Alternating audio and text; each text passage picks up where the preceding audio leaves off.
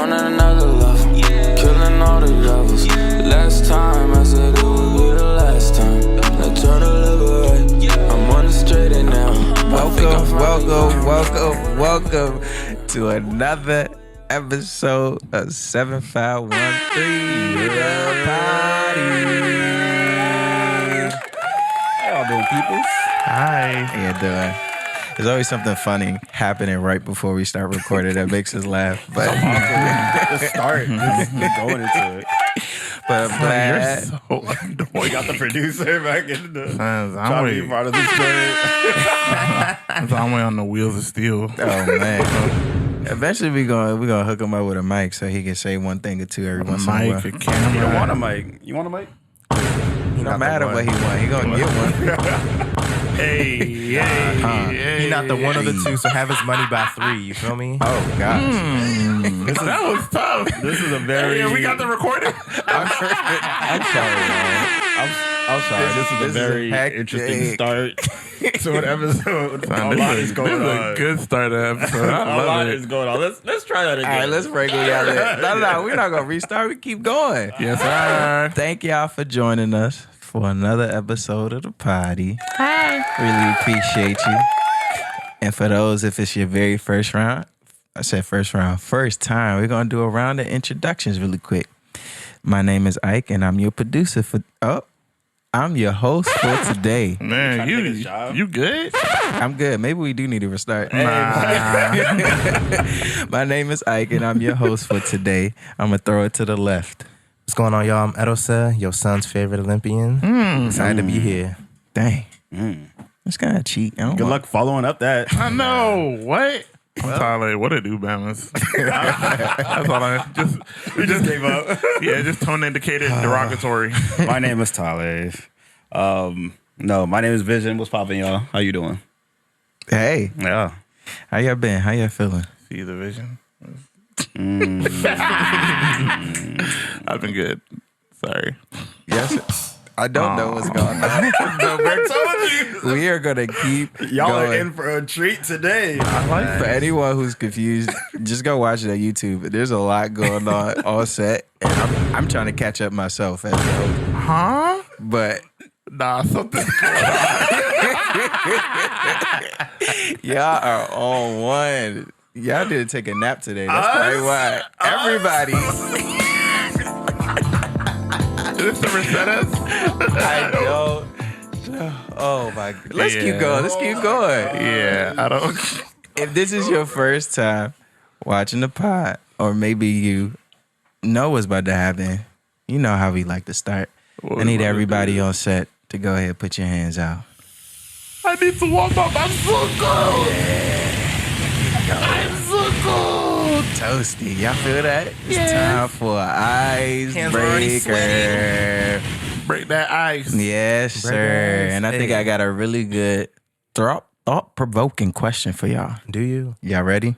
I hope so. So the first, it's 2 parts. First, I want to ask y'all, have y'all ever heard a worship song with falsetto in it, specifically from a man? Yes. Probably. You have. Not like, it's a not falsetto. Falsetto is like, No, I'm saying falsetto. oh, you want me to define Yeah? falsetto? Yes, please. For those Falsetto. not musically inclined folk. Nah, I got Wait. you. Oh. This is now Tale's word of the day. Let's go. Wow, it's been a while. Falsetto.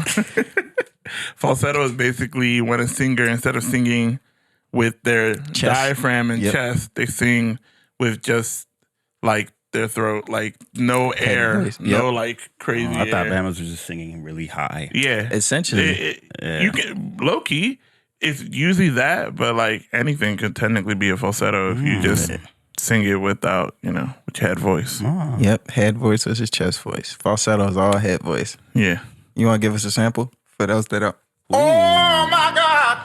Man, you gotta go check Scream Plug this music. Scream Talele if you want to hear falsetto. Oh my God. I don't remember what song I have. Okay, but on the topic, I don't think I've ever heard a worship song with falsetto in it. There's a lot. I feel like From any a man. song with Yes. what's his name? Jay Thomas. No, what? What's his name? He did Circles. He's like famous. Jonathan Reynolds. Thank you. Jonathan. Yeah. I don't think. I think he sings high, but falsetto is different. You never know. Hey, let us know in the comments heard. if you've heard a worship song with male falsetto in it. Why? Where are you going with that? What's your? Where I'm going is, how do y'all think God feels about worship songs with male falsetto? What? Oh my God! That's the question. What do y'all think? I think he's gonna like it regardless. Oh my God! You know what though? Listen, you know what though? I'm not saying it's bad. Are you being serious? Listen, I'm very serious. Oh my God! This don't sound wild, but if God can accept people's, chipped voices, Okay, when singing praises and worship to the Lord, He can accept praise and worship songs with male falsetto. Okay. You know, there's a lot of Agatha Moses enthusiasts out there. Who is Agatha Moses? Agatha Moses is this auntie that like she have bouncing in yeah. You know, Okay. That was phenomenal. Thank you. That was amazing. Thank you. I'm very I'm well practiced in the way of Agatha Moses. But there's a lot of them, and Agatha Moses does numbers. Yeah, she do. So She be if going a triple male, platinum. the only thing is I could think of though, I kind of understand why he asked that question, because usually male falsetto is usually used for R&B and very, very Where sexy. did R&B start? Huh? Where did R&B start?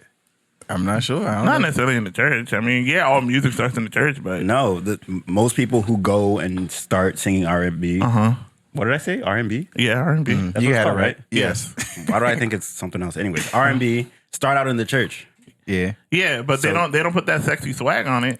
The only people I'll accept falsetto, if they did falsetto, Zama, you can fact check me on this. Commission, I feel like if Commission did like a song with like falsetto, it would hit and it'll be a worship song. Okay. They're the only Bamas. They're the only Bamas. Do you have a problem with males No. singing falsetto? Yeah, see, Zama said they might have. I think they're the only ones because Is that a band? they Who's did. Commission? Commission is like it was like this gospel boy band with like Fred Hammond and like a bunch of That's where that youngin started?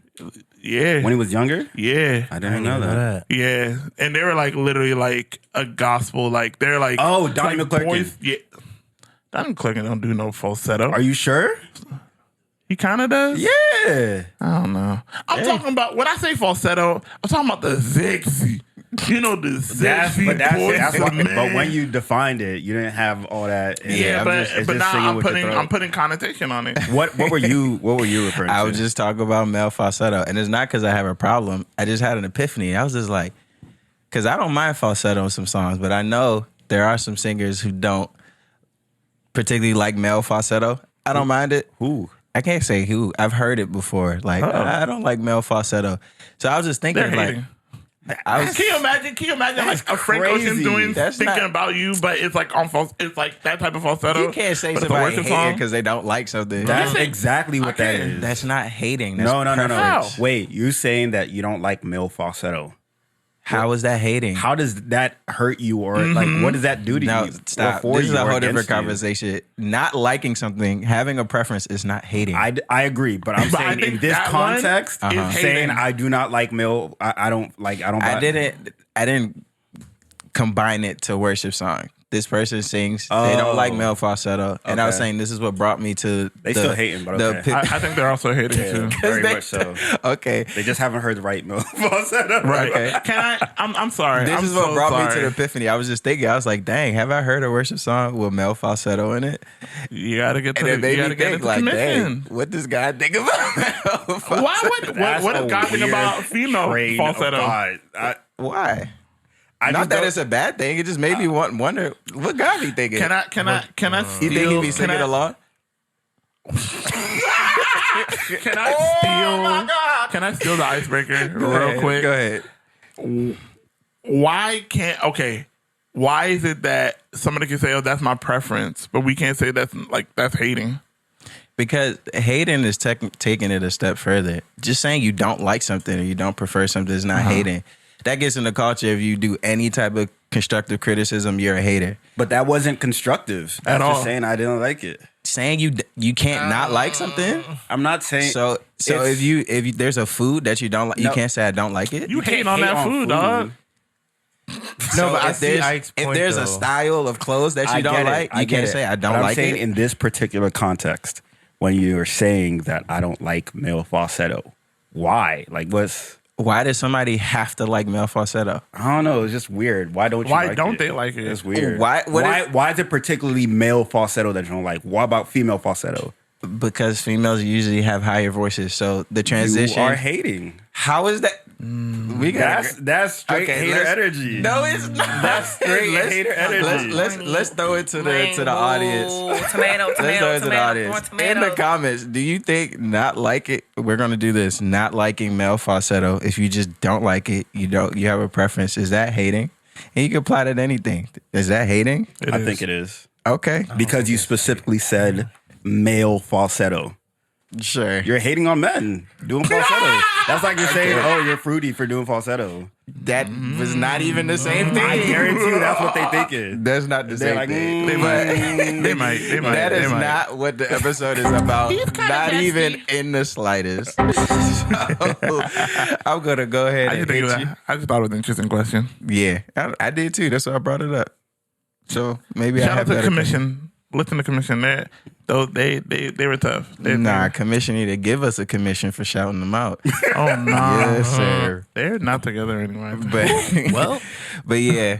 Let's get into the podcast episode. Yep, the ice is broken, ain't it? Very much so. Melted on the ground. I'm just warmed up. Yeah, so what we actually talking about today is the spirit of excellence. Right?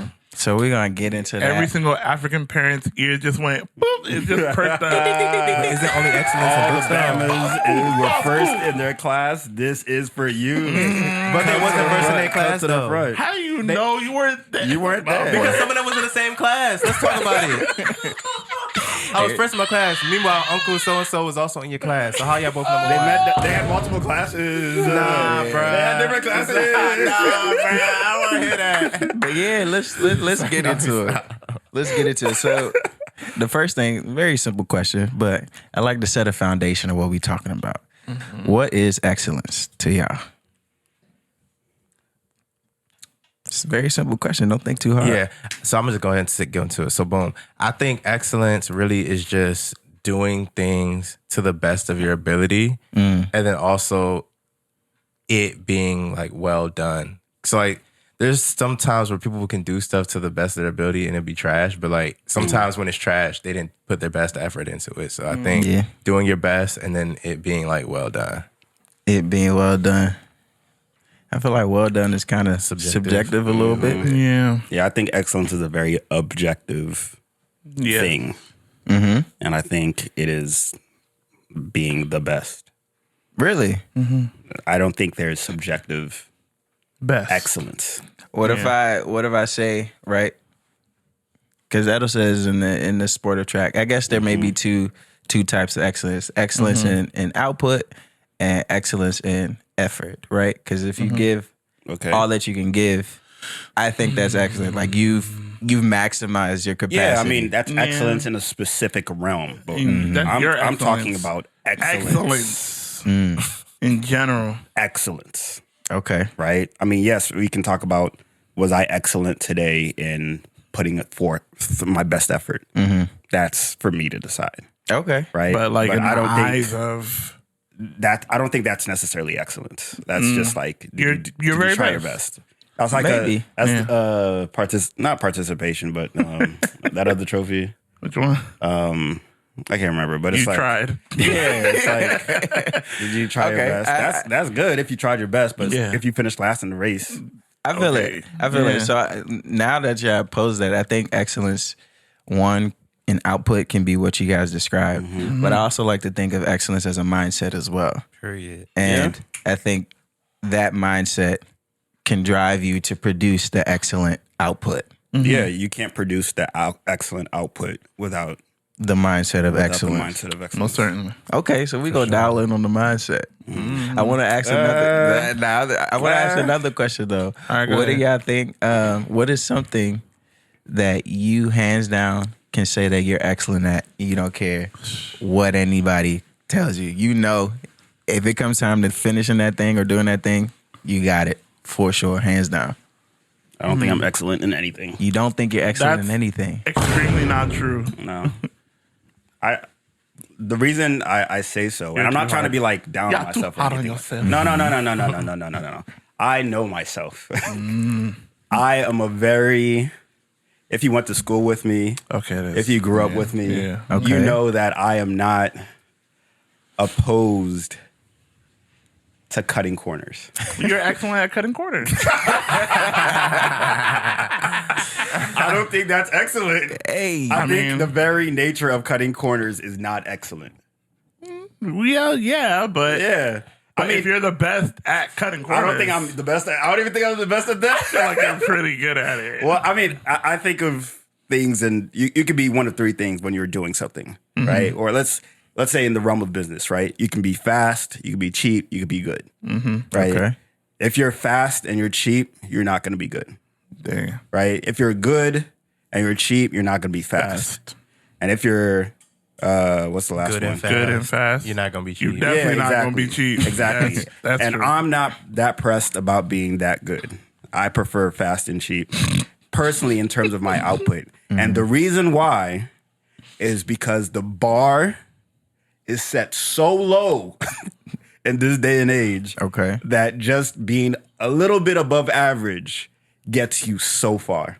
Okay. That's unfortunately true. And I think to be excellent, it takes a lot of time. That's true. And I do not have the patience, right, or the attention span, or the desire to get to a certain level in a certain craft, because I would prefer to be above average in multiple crafts. Yeah. So I can be honest with myself and say I don't think I have reached that standard Of excellence. that I've seen other people achieve in crafts that you already work in. yeah, that I work in. That's true. And I don't think that's wrong. necessarily like, Yeah, that's you not know, a wrong thing to I think I should do better. You should strive for right? more. I should You should definitely strive for more. I should try to do better, but being honest, I don't think I'm excellent in Man. yeah.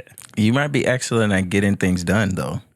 Because a lot of people, when you're talking about time and things, and a lot of people spend too much time in the idea phase or thinking about something and not actually doing. Yeah. Me from looking at you from the outside looking in, Definitely an executor.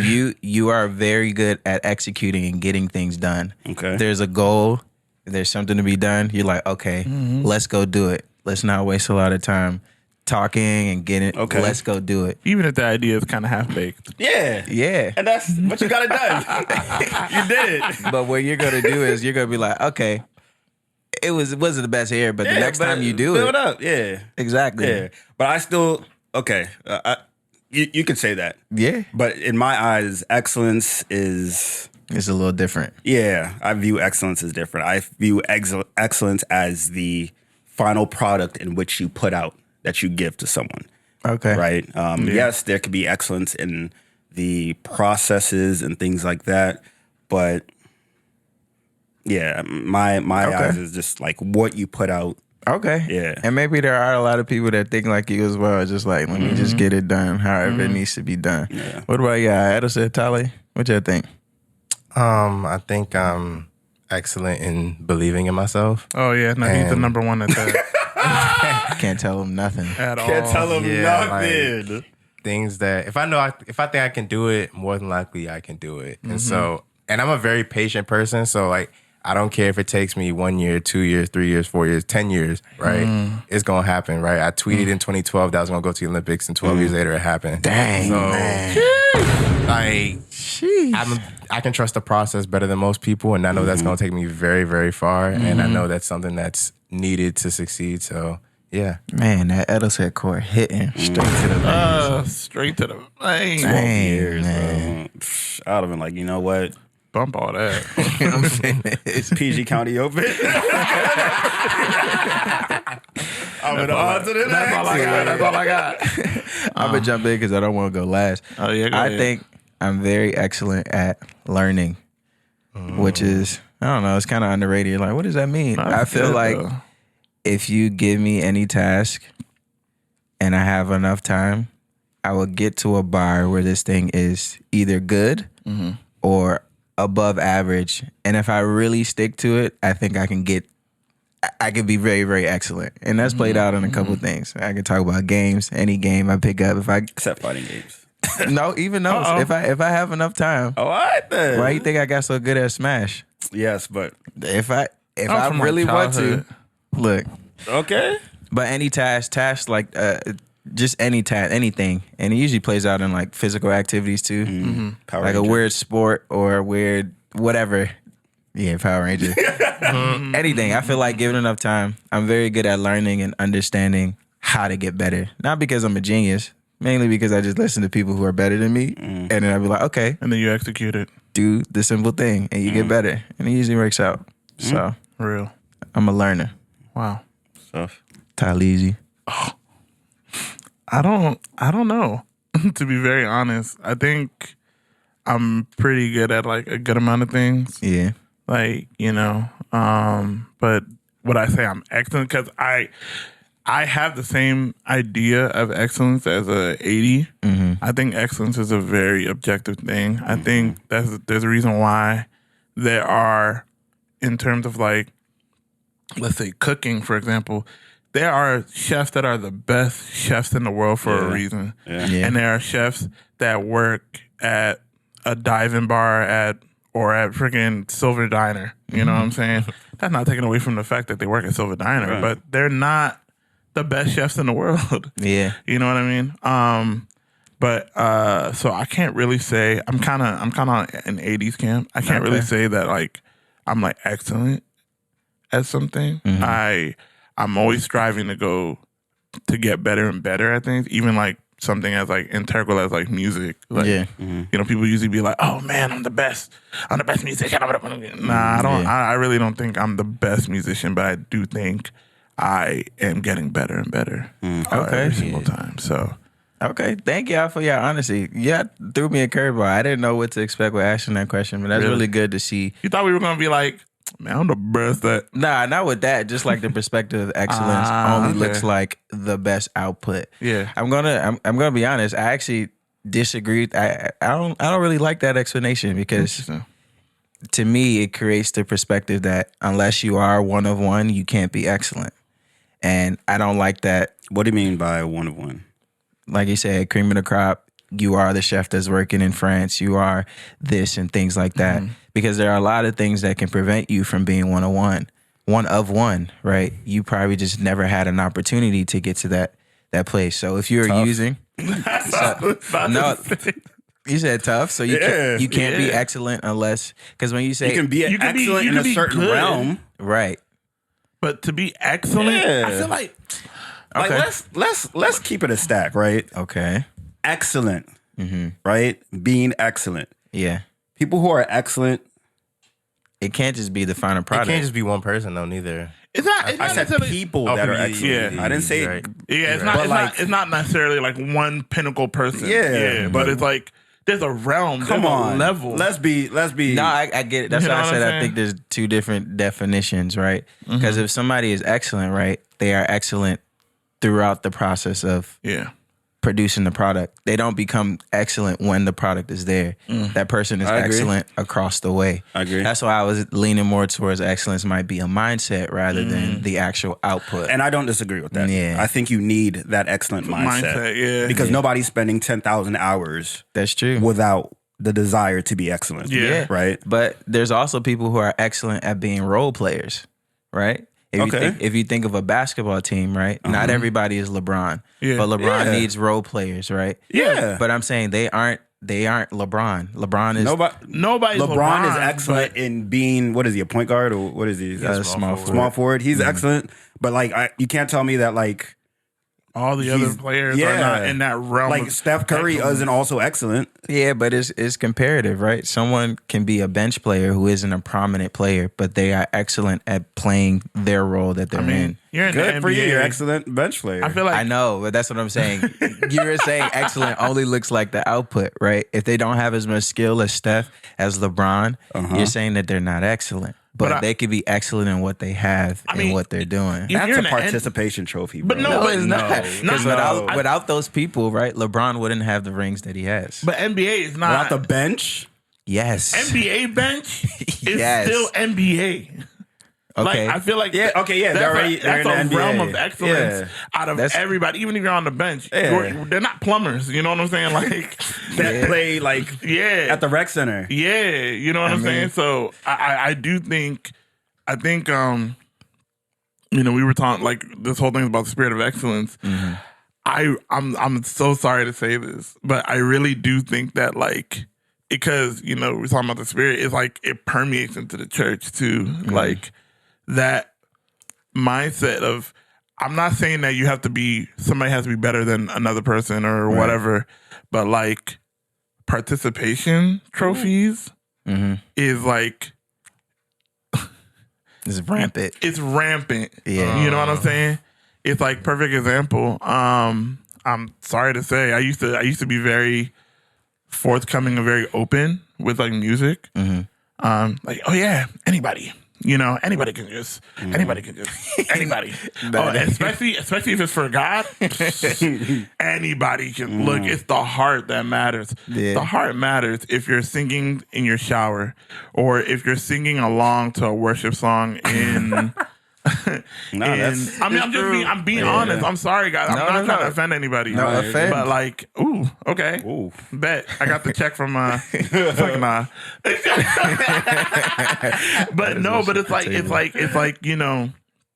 I remember what's the difference between like a disciple and an apostle? What's the difference between like a regular person and a Levite? What's the difference between like this person and that person? Yeah. The spirit of excellence, bruh, it's like it's different. It's different. Like yeah. Why do we have such a hard time like accepting that? Like, no, that's because people think that like if it's for God, it's the heart that matters. Yeah, you can just put out whatever. Yeah, nah. And it's like you can't do that. You know what I mean? Yeah, and I would actually say that those people who do feel like, oh yeah, it's just for God, I'm gonna just give them whatever. That's not the spirit of excellence at all. Well, but that's the thing though. I'm not saying they're giving whatever. They're giving their best.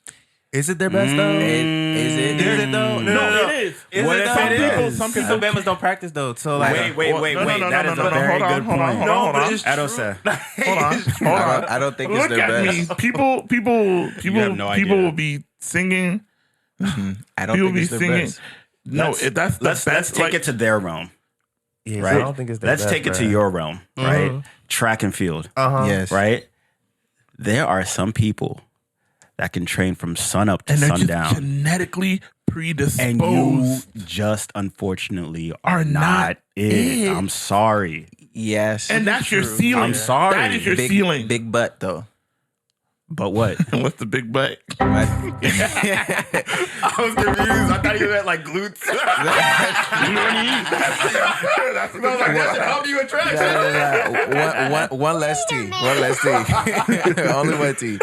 But my thing about this, why I was like, when I said I don't think those people are operating in the spirit of excellence, because even in track, right? If you are doing the things that somebody who has a spirit of excellence or a mindset of excellence would be doing, you will see progress, right? Okay. You should continue to see progress. Yeah. There can be a plateau. But Yes, there's a ceiling. Yeah. There is a ceiling, but I'm saying the people that you are describing, you're saying No, I didn't describe nobody. I didn't call out no names. Yeah. No, it doesn't. So check your body. It doesn't have to be a name, but I'm saying as somebody who also ran track, Yeah. if you are trying to be excellent, there will be progress. Yeah. Sometimes it's slow in seasons, but there will be growth and progress. And progress doesn't always mean your time. It can mean your form is getting better, your breathing is getting better, your diet is getting better, your physique is getting so there will be progress in areas. But do you agree that it's possible for someone to hit a plateau. Yes. Oh, 1000%. But that's a different conversation. How is it a different conversation? Because the people that Tale describe it. Okay, we're taking it off of his. All right, no. saying- Let's put it back on mine. Okay. Because let's talk about singing, right? Yeah. Some people are predisposed to have Yes. amazing singing voices. Absolutely. Or amazing talent with an instrument, right? Yes. And there's some people that try and try and try and try and try, and they will never reach the level of these other people. Yeah. Now, is that to say that they're not trying, they're not good enough? That's not what I'm saying at all. But there's a level that especially in the church, if you are, there's a difference between like a person singing in a congregation and a leader, because I be on stage, right? And even I don't lead. Leading is hard because what you got to do, you got to tune into the spirit, but you also got to tune into the timing. You got to tune into transitions. You got to tune into the lyrics. You got to tune into leading people. You got to do all these things. That's the reason why, for example, that's the reason why CCM is so much easier, because it's utilitarian. It's use. Yeah. It's easy. It's 4-bar stanza, quick, easy transition, same key, all that stuff. It takes a little bit off the leader and allows them to lead easier, right? Right. But they also have to be able to, all these things like that. And I didn't even talk about singing. I'm just talking about leading, because there's some people that that aren't the best singer, but they're really good at leading, like worship leaders. You know what I mean? So to get into that realm where you're actually being able to be properly used by God, not for believers, because believers are going, no offense, they're going to take whatever is given to them, because they're tapped in spiritually. Yeah. But if somebody's there in the congregation, they have no part of this. They don't understand what's going on. They're new.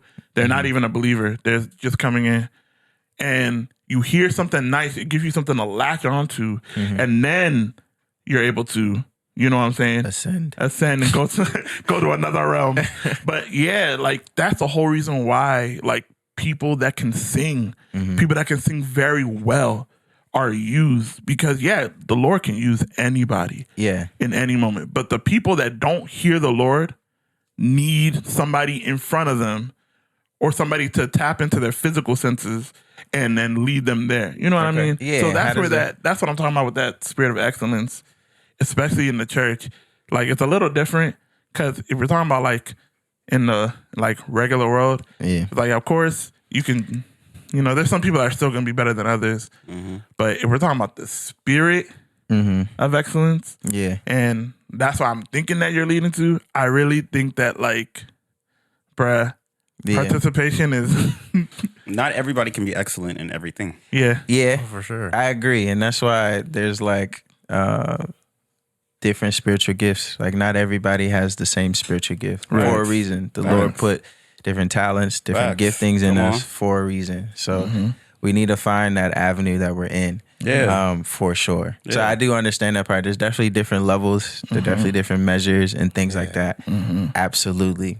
The part that I kind of don't agree, or not agree with, the other aspect I want to throw in is that we're making the assumption that people are giving their all. I'm not making that assumption. Right. Like I said personally that I don't give my all. So I'm coming from a perspective in which I know that there are people that don't give their all. Okay. Right? Who give just enough to get by. Right. But I know also that that's not going to make me excellent. Right. So I understand that not having that mindset of excellence, like you said, will not produce excellent results. That's just what it is, right? Yeah, but then there's other people who have a mindset of excellence, and just because the sheer nature of the craft, I agree. Yeah, they got the that's mindset, and maybe they need to transition and figure out what's something else. You might be playing basketball. Maybe you should be a jockey. Like I feel that. It's just we're now in the topic of church. Like, let me ask Edison, what do you think prevents specifically those in the church or Christian believer from having or adopting that mindset of excellence? Because I feel like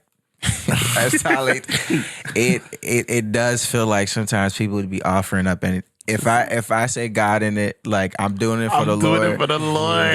It's fine. Like, bro. And I don't like. It's okay to start there, but you can't. You can't end there, bro. You can't.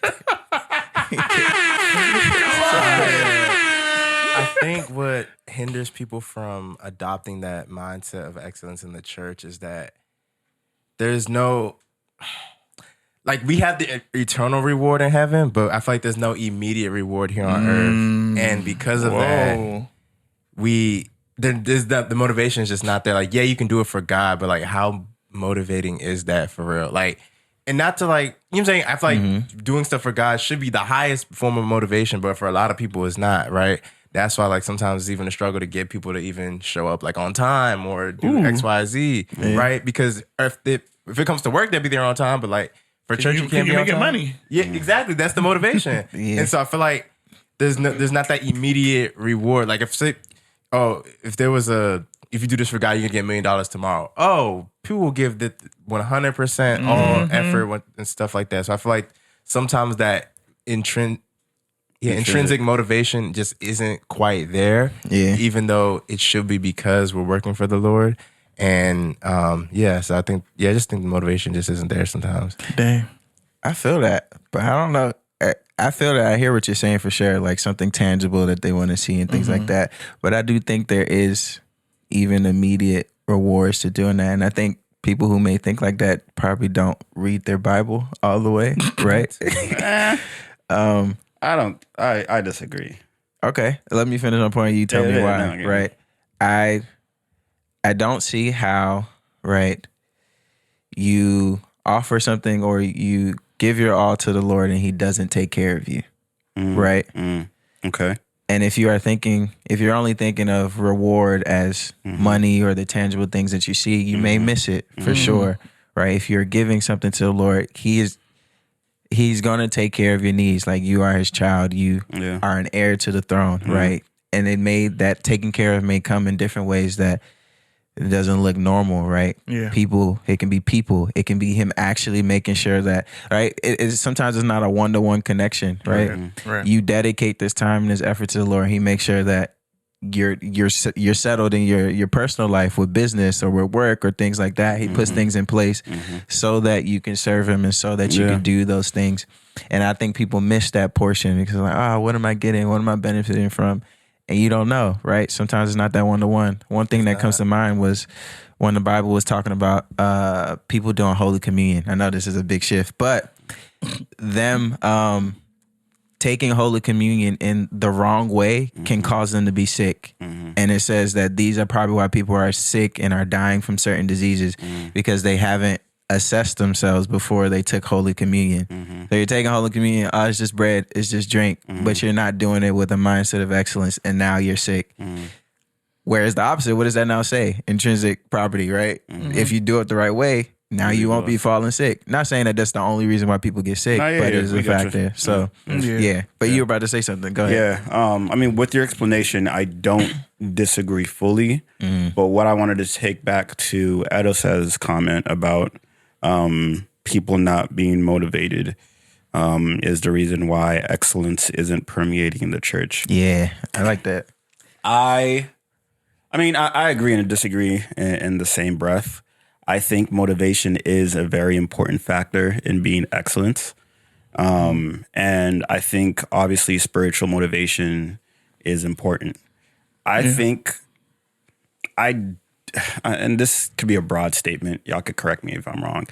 I don't think someone would even join or attempt to be part of a ministry if they didn't have some level of spiritual motivation. Some people get assigned or appointed. I don't think that's but that's different. I'm saying like if you're appointed, that's not your fault, right? There's no onus for you to do something excellently if you were assigned necessarily, right? Because it was like not your idea. So the motivation was never there in the first place, right? But I'm saying if you decided to join a ministry, right, you have some level of motivation, right? Something brought you there, right? So I think I'm not saying it's going to take you all the way to excellence, but something brought you there, right? I think that there is a level of responsibility on the church and or its leaders to provide an environment that motivates excellence. that one breeds excellence and motivates the congregation or the volunteers to also want to be excellent. And two, that also teaches the value of being excellent. Right? If I am saved, new convert, I'm excited to serve, right? And my serving looks like I only show up on Sundays and I sing and I figure it out, right? I don't have much room to be excellent, right? I can try and with my own power to enact change in my certain ministry, right? But there's so much that comes from the top down that dictates what you can and can't do, right? Which also eventually determines what excellence looks like in that church, right? So I think that it is not fair to just throw the onus just on in the church on the people, right? Because I may have a mindset of excellence and want to be excellent in my ministry where I'm called to. But if the resources, the environment just doesn't foster excellence, it will be extremely difficult for me, right? And me personally, who's already, trying to cut corners, to even want to take the extra 2, 3, 4 miles that is required to be excellent, right? And that goes into my point already of like, the bar is set so low that me just being slightly above is seen as like, whoa! Oh my God! This guy brought an Excel sheet. A financial planning, bro. You sent me the email before the meeting. So actually, it's so funny. I see what you got. No, I'm just saying it's so funny because I was thinking when you guys were talking, like 80 and I, we're like, because I was thinking in my head that a lot of churches are afraid of the business aspect of ministry, right? What do you mean? So I'm always gonna bring it back to like my field or what I know, right? Like, in worship teams or like in bands or like in, whatever. Some places are like very okay with setting that bar of like, all right, you're not coming to practice. You're not practicing the songs at home. You're not practicing your craft. You got the boot. Yeah, right? Sit down. 3 strikes, you're out. Or not even 3 strikes, you're out. You're not playing this Sunday. Yeah. And I know especially a lot of churches that pay like their members, they're like very strict because like we're giving you money. Yeah, step further. You gotta do X, Y, and Z, right? While some places are afraid of that business aspect because if you don't want to turn, for lack of a better term, you don't want to turn your place into a marketplace, right? Like just giving it a vibe. You're you're afraid that Jesus is gonna come and like turn over your tables and stuff like that. But in reality, it's like it's a cycle. It's a cycle. Like if one thing is let okay through one thing, unless somebody comes and does like some serious overhaul, which is very, very tiring and difficult in any church. It doesn't matter what church it is. That person's gonna burn themselves out, or that group of people is gonna burn themselves out, or somebody's gonna get burnt out, and they're gonna be like, "Yeah, I'm not doing this anymore," or "I'm not gonna give the effort that I'm supposed to give in this place of God." So it's just like, it's like a balance. You don't want to be like too like cutthroat. Like but there should be a bar. Get off the work. I agree. Yeah, go ahead, Jose. Like I agree. I see what y'all are saying, and at the same time, I also feel like we can't necessarily wait for the top to be excellent if we're not already excellent ourselves. And I say that to say, if we constantly wait around, like, oh, they're not excellent, but it's like, what are you doing in your bubble to make it excellent, right? Yeah, True. And just even personal testimony. Like I remember thinking like how Sunday school was dry or how young adult ministry things were boring. But it's like, what am I doing to make this thing a better experience for not only myself, but for those around me? And I think the onus can somewhat be on us in that regard, especially when we're complaining about it. And it's like, what can we do, right? And there's things that we can do. We might not necessarily know it at the time, but there's things that there can be done that we can do. And oftentimes, leadership, they'll let you, do it. Like they give you some wiggle room here and there to like do your thing. And once you do it excellently, people are going to start to catch on and catch on board. And then before you know it, change will start to become. They'll give you a little, and then they'll see if you can grow. Give you the whole thing. I do this thing every time. Exactly. That's a fact. There was a sorry, I mean, cut you off. Yeah, you cut me off. Nah, it's my turn. Oh, it's my turn. Yeah, go ahead.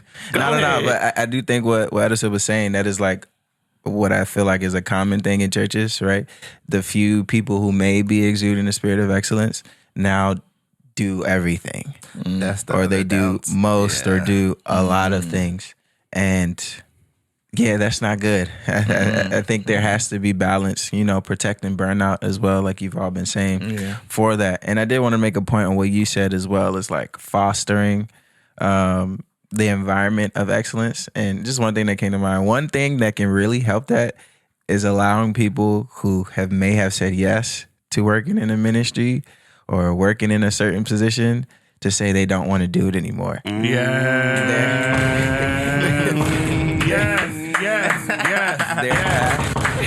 There has to be room. But why do you want to? You're doing such a good job. Why you want to?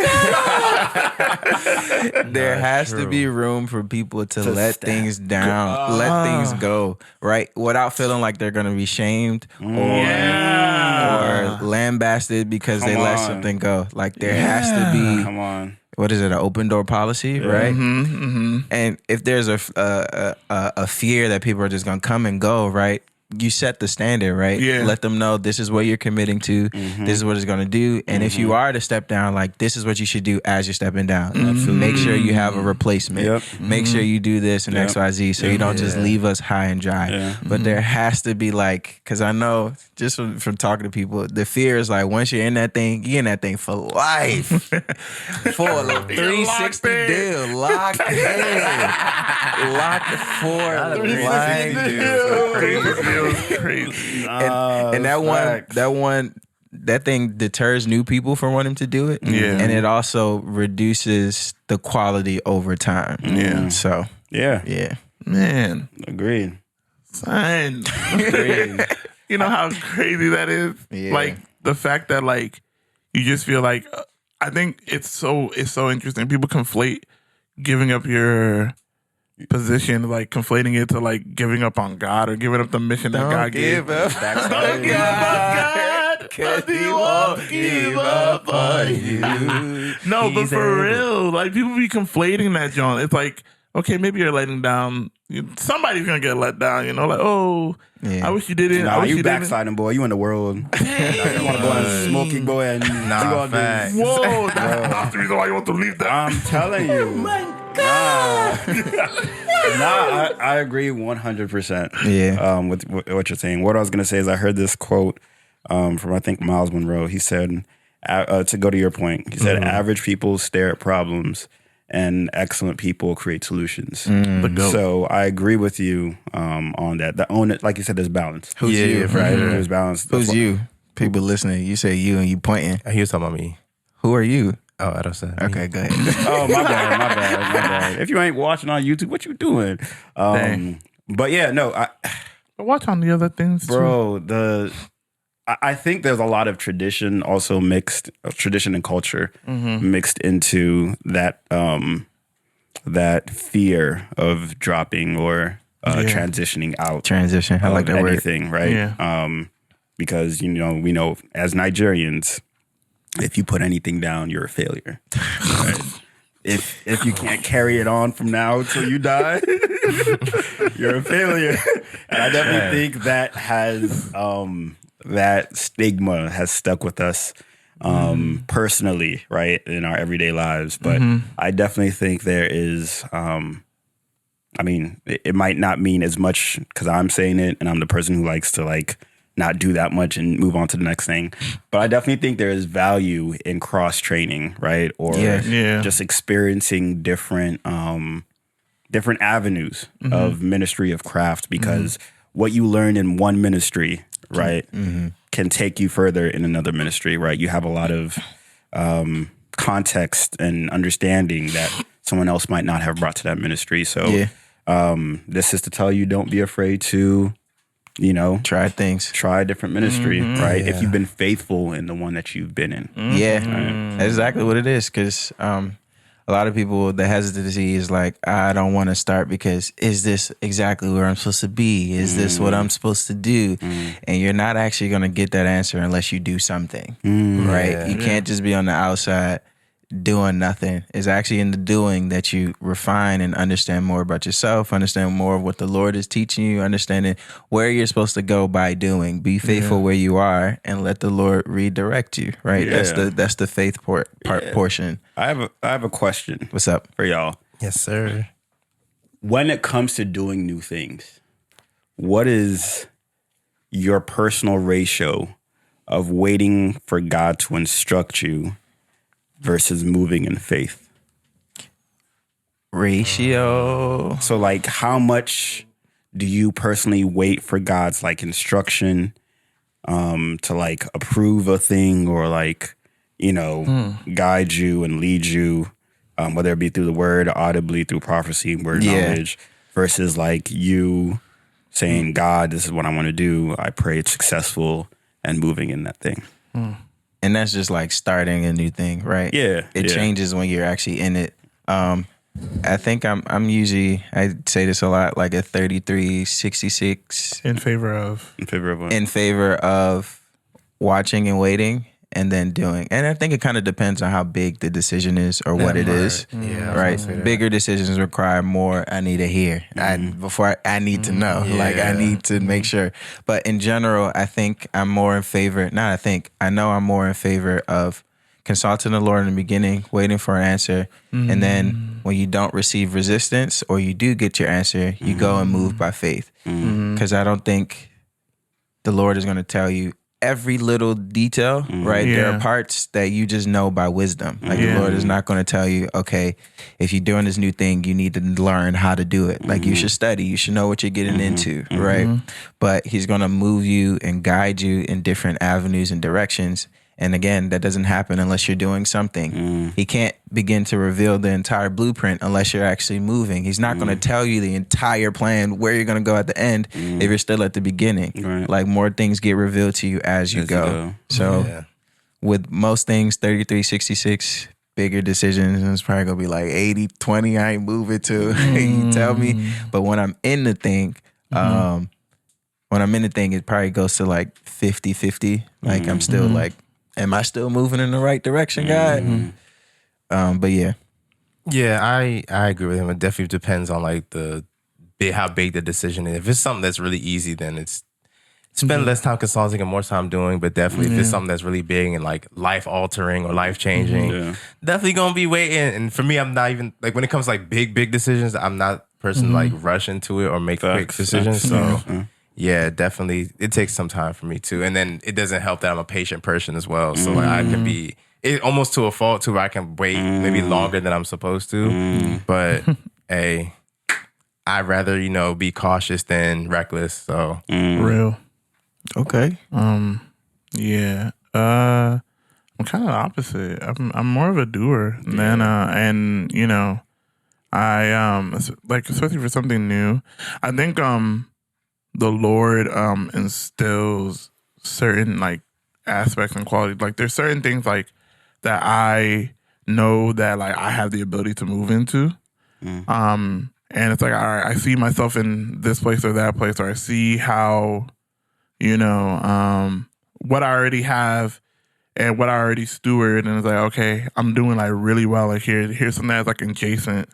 I mean, like for example, I really enjoy video editing and stuff like that. All right, so if I wanted to move, for example, into like a YouTube channel or something or whatever, it's like I can move in that direction without like, not necessarily not consulting God, but it's like, it's like I already have this skill or this thing instilled into me. Yeah. So it's like, all right, let me move in here and then, also keep my ears open for anything, like whether it's obstacles or it's like whether it's like God's just like literally just like nah.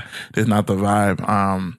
Of course, like with more like important decisions, but like I didn't think we were talking about that. I thought we were talking about like moving in like new ministries or moving into like new. I think it's fair to also, to Well, it was important decisions and definitely that, but like something that's like I make moves that make sense. I think wisdom comes into play. Like, I mean, I'm just gonna keep it a stack. I don't think that I'm gonna be an Olympic runner by next year. You know what I'm saying? So I'm not gonna start training for the next Olympics, so I can run with Edo. I'm not.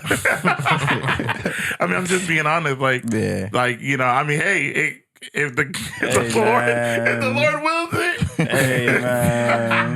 Yeah. But like I think I do like to and especially at this time now, maybe when I was younger I was a little bit more reckless. But in this time now I like to make a lot of more moves that make sense. And then like keep my ears open for God. It reminds me of what's the name of that king? The one that when they were getting like in the Bible, like they were getting invaded or something like that, and his like babysitter or maid like packed him up in like dip. I think it's Jehu or something. It's somebody. He was young, right? Yeah. He was like, yeah. And the maid, instead of like waiting to like hear something, she just was called to action. She just like dipped. Yeah. Because that's what made sense. She's not gonna sit here and get the king killed. So I mean that's a drastic thing, but I just wanted to put like a biblical context to why I do or why I move that way, or if you want to move that way you can, but like I said, it's wisdom is like a big part. Yeah. What about you, 80? You asked the question, what's your percentage? When you said I'd rather be cautious rather than reckless. Are you saying you're the opposite? In my mind, I was like, dang, I got problems. I was legit like, nah. Dang. I mean, I don't think this is a good thing. But I mean, now that we're having this conversation, it's making me reflect a little bit more. And I think definitely when I was younger, I was definitely a lot more reckless and cautious. And I was like, God will catch up. Yeah. No. Now that I'm thinking about it, I think that's the mindset that I really had. Like, God will catch up. This is I'm showing my faith by doing the works, and like, God will. That's that testing. That's that testing. I don't think it's right. But like now that I'm sitting down and like pondering based on everything you guys are saying, I think I have. Wait, before you could you clarify what you mean about just like doing work and like God will catch up? You say you were doing it by faith and that God would like catch up. So that was my mindset. So my thing was I was thinking like nothing that I'm doing is inherently in and of itself bad, right? So let me embark on this new journey, prayerfully and stuff like that. But I'm not like consultant. So my ratio would probably be like 95% to 5%. Okay. Right? And then I'll just reckless. get in and on that joint, and whatever happens, right? So I mean now growing older, having more mentors, having a life coach, I've realized how impatient I really having a wife, having a son. That's what I was about to say. I realized how impatient I really am, especially when it comes to like making decisions, sitting down, talking about them. Oh, no, we know it. No, we. Let's just do. What's going on? Why are we discussing this for the first time? Let's just do it. So I mean, So I mean, it's crazy because I guess reflecting a little bit more, I think if you asked me this when I was younger, I would be very, I don't know if the word is self-righteous, but I would be like very like, I'd feel like I'm right. Yeah. Right? I'd be like, bruh, y'all waiting for for all this stuff. Meanwhile, you're sitting on the couch. Time is passing by. But yeah, that's what I'm like, bro, you got stuff like this stuff you could be doing while like you're waiting for the prayer. But I wouldn't really be praying. I'd just be like doing whatever. And if it was successful. I mean, if I'm being honest with myself, right? No. Because I think that's what this conversation's helping me do. Like really be honest and understand like, okay, excellency is a thing, right? Yes. And I really don't care to be excellent, one, right? And two, I don't care to have the patience, right? So this is opening my eyes a little bit more, I guess, is the moral. You're an African dad's worst nightmare. What do you mean? How so? I don't care. No, you're an African dad's worst nightmare. Yeah, why? I don't care for excellence. Can you imagine? Bruh. If I told my dad, just ask them. My father, give me your receipts of excellence. No. Your mix? I think it's it depends. Because if I told my dad, I don't really care. My dad always says this one thing. It doesn't matter who starts. It matters how you finish. And he'd be like, what's wrong with being number one? My dad used to tell me and EC, my brother, that all the time. What is actually wrong with being number one? Is it a crime? And I was like, hey. Nah, but it's hard. That really makes you ponder? Because it's like the way he puts it. Yeah. So I think another aspect of mindset of excellence, stuff like that, is like there's a person at my church that I know, the way she speaks with such conviction, she'll say the most outlandish things, but she'll make you believe that she could do it. Like I remember we were watching. I think we were at a restaurant. Like we were all at a restaurant. I think you were there too, and we were watching the game. It was a NFL the finals. It was like I think it was Ravens versus Travis Kelce's team. Chiefs. Chiefs. Thank you. And she was like, if I was a man, I could be on that field and I would win. I was like, dang, she could do it. She could do it. And that's how your dad make you And that's feel? how my dad be making me feel. He was like, what's wrong? It's not a crime to be number one. Like you can get your PhD. I was like, oh no. I'm not getting no PhD for nothing. PhD for what? Exactly. But the way he like speaks about it is like, that's why I was like, you're African dad's worst nightmare. At least my African dad's worst nightmare. It depends though too, because even the whole number one thing, like there's more than enough room for everybody to eat. There's multiple rooms for excellence. And I think sometimes we get so caught up in competition of like, like granted in sports, there can only be one winner and stuff like that. But in life, everybody can eat, everybody can win, bro. Like there's more than a rough room. There's only one winner this year. I mean, you could be the winner next year. Listen, I'm gonna win every year, so that's on that. Yes, sir. Like, there's so much more. There's so much more room for everyone to eat at the table, and I think sometimes we get so caught up in like, you must be number one, and it's like, what are you being number one at the expense of? Like, are you being a jerk to those just so you can be number one? Like, that's real. And that's also excellence, like bringing up other people as you're climbing up along the way. Like, what good is it if I'm operating the spirit of excellence and I'm a jerk to everybody, or I'm have bad character? Yeah. How excellent are you then, really? So, you're not. I might call you Naruto.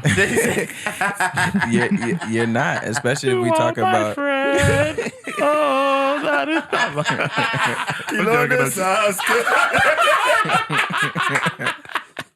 I'm joking. Nah, but that makes a lot of sense. I was gonna say, especially in the context of like a church setting, for sure. Like, there's no way that you can be excellent without aspiring to have the fruits of the spirit. It doesn't even make sense. Like where you are operating, even you're talking about the gifts of the spirit, like understanding what are the gifts for. The gifts are not for you to show off how gifted you are. The gifts are for the equipping of the body. For everybody else around you. Your gift is not even for you. Real. Right? And I think that aspect is actually why some people, don't have the spirit of excellence as well, to bring it all the way back. Another aspect is like not really understanding what you're doing and who you're doing it for. Yeah. I think, in my personal opinion, a lot of people make the mistake of thinking that wherever we're serving ministry-wise, we're doing it for other people, right? We're serving other people. Yes, they're receiving the benefit, but we're actually doing it for God, right? And Not in the sense like, oh yeah, I did it for God. Like I said, this is for God, so He's taking it. If you see the quality or the expectation that God had for sacrifices in the Bible, that should change your mindset, right? Yeah. When somebody sacrificed something to Him, what did He say? It must be blemish free. It must be the first. It must be the best. It must be the cream of the crop. Now you're doing something for your Lord, and you think you're not gonna put your best foot forward. You just gonna give whatever. That's what happened. Ain't that what happened to Cain? What Cain do? He gave us some fruit. What is that? Give me. That's like excellence has something to do with giving your absolute best, and then at the same time still having it well done. God is not a vegetarian. Wow. And I wasn't there when Cain and Abel was there. Cain probably had better stuff than Abel, maybe. But what did Abel do? He gave the best that he had. That's all we have stories about the widow's mite. Cain just bring like fruit. He brought like fruit. I don't know. Abel brought like a. He brought like a lamb or something. I don't know what he. Okay, maybe I know. No, we do know. I need to go read my Bible. We know what he brought. I need to go read my Bible. But we still have stories like the widow's mite, right? The widow's mite. She didn't, quote unquote, it didn't look excellent, but that's what she had. That's what I was talking about more so. It's a mindset, right? Like, I knew you were gonna go there. I knew. I could. Let me stop. But yeah, if people really think, like, if you really had the mindset of like, dang, this thing I'm doing is for the God of the universe. Yeah. The God of the universe. If He's in that room with you, how are you going to put on? How are you going to act? Are you just going to waltz in late? You going to do your thing? I did it. Check the box. Not saying we perfect, right? Humans, we make mistakes. We fall. We're imperfect. That's why we need God in the first place. But like, it's the heart posture and what are you actually putting forth? I think that's really lacking. Like, people can be in a position for so many years that they forget, who am I doing this for? Maybe we need a reset and a recharge to be like, okay, that's who I'm doing it for. And that's what's going to cause you to practice. Sit in the congregation. That's what's going to cause you. Some people do need to. Some people need to. You need to be a regular person for a day. Because, because you're there, the ministry, the work of the Lord is still going to continue with or without you. With or without you. It didn't start with you and it's not going to stop with you. So, big fact. But yeah, I just went on a rant right now. Nah, that was good. That was a great way to end the episode. I think you said. Oh, it's over? I'm just saying, I think what you said culminated everything very well. Like that's heavy. Like it made me want to repent, low key, because it's like, dang, like you really doing this for God. Don't worry, African dads, we're gonna work on him. Come here. And the thing is too, like when it comes to excellence, right? When you know how to be excellent in one area, it can transfer to other areas as well. Always does. And even like in a church setting, there's people who do so much good work outside of church. And then when it comes to stuff in church, it's just like, what is going on here? Like, I don't understand. So I just think, is this the employee of the month Nah, for real. Like, you be employee of the month, and then when it comes to church, you don't. Edison, let's state it, but people really be grinding outside of church. When it comes to the coin, bruh, they will do multiple streams of income. When it comes to church, them youngins are like, whatever. Da-da-da. Dang, what happened to the grind? Like, bruh, I thought you were a hustler. The person who gave you breath. To play devil. No, go ahead. Play devil's advocate. God forbid. To play. Yeah, you don't have the other side. Yeah, okay. The contrarian. I'm not being I'm being myself. Go ahead. No worries. I feel like I kind of understand. No judgment. Yeah, no, this is no space. We can't. You Christian. We could judge you. Dog. You be trying. Yeah.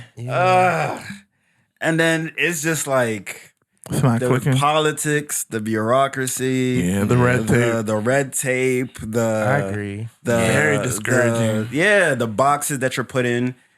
Sometimes it's just very discouraging, right? Yeah, I can then agree. You go into another space and you're given the resources that you need to thrive. Right. Right?